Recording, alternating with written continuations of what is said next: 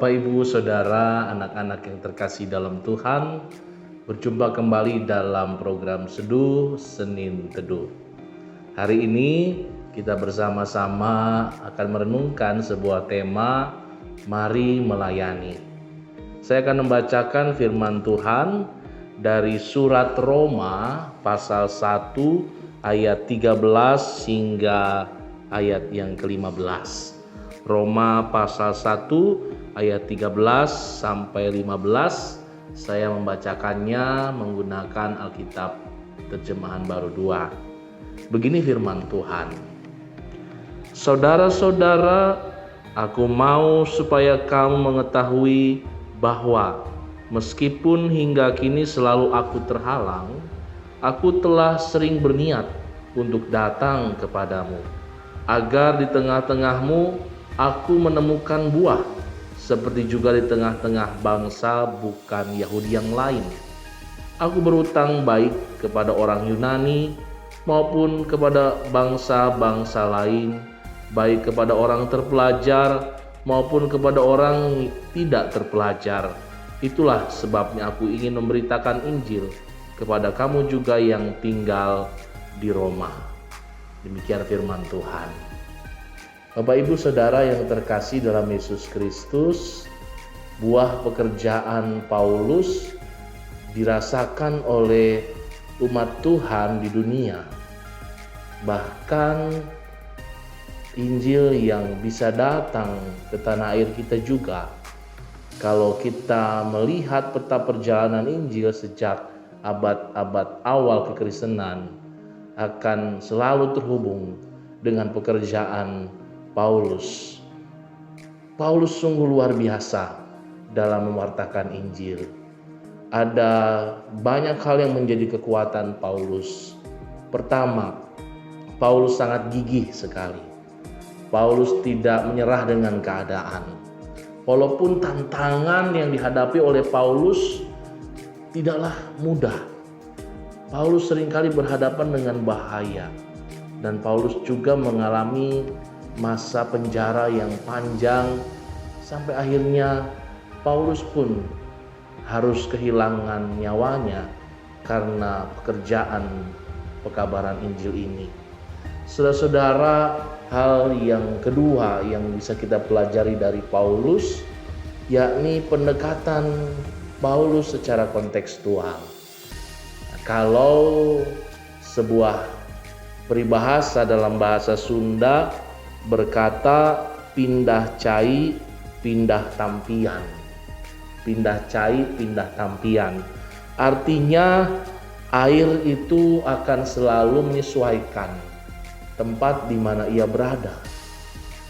Para penginjil di tanah air kita juga memilih metode yang sama dengan Paulus, yakni menyesuaikan dengan konteks di mana Paulus berada.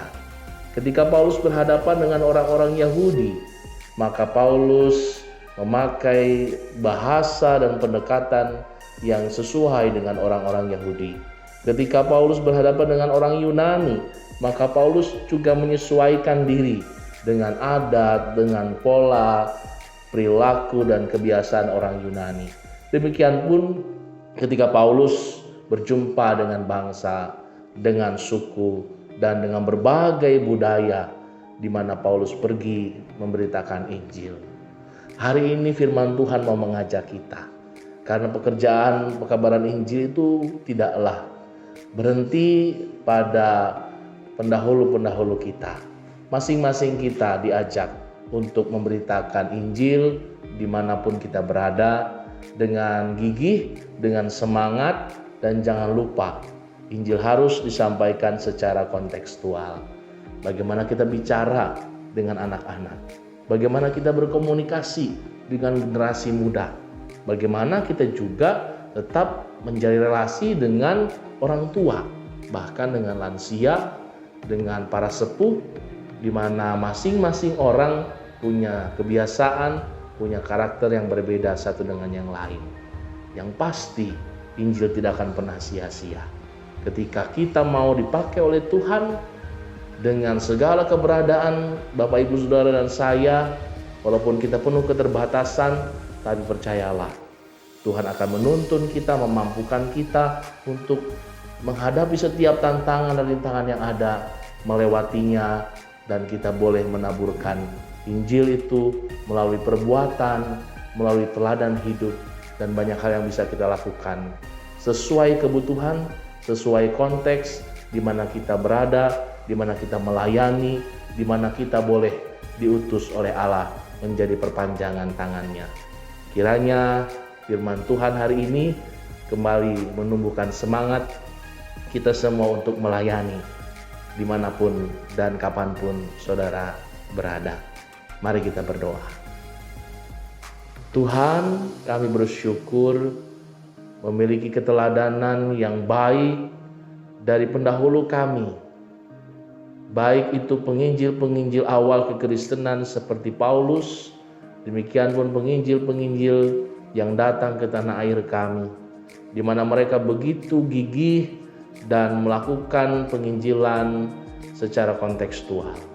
Maka kami pun mau melanjutkan karya mereka dengan mewartakan Injil Kristus dengan perbuatan, keteladanan, sesuai dengan konteks di mana kami berada. Jadikanlah kami alat di tangan-Mu Bapa untuk menjangkau lebih banyak orang, memenangkan hati banyak orang, berjumpa dengan Kristus, dan pada akhirnya boleh menerima anugerah keselamatan. Terima kasih untuk firman Tuhan bagi kami hari ini. Dalam nama-Mu Tuhan kami Yesus Kristus, kami berdoa. Amin. Bapak Ibu Saudara, Oma Opa, anak-anak, terima kasih untuk perjumpaan saat ini. Kita akan berjumpa kembali dalam seduh yang akan datang. Tuhan memberkati. Shalom.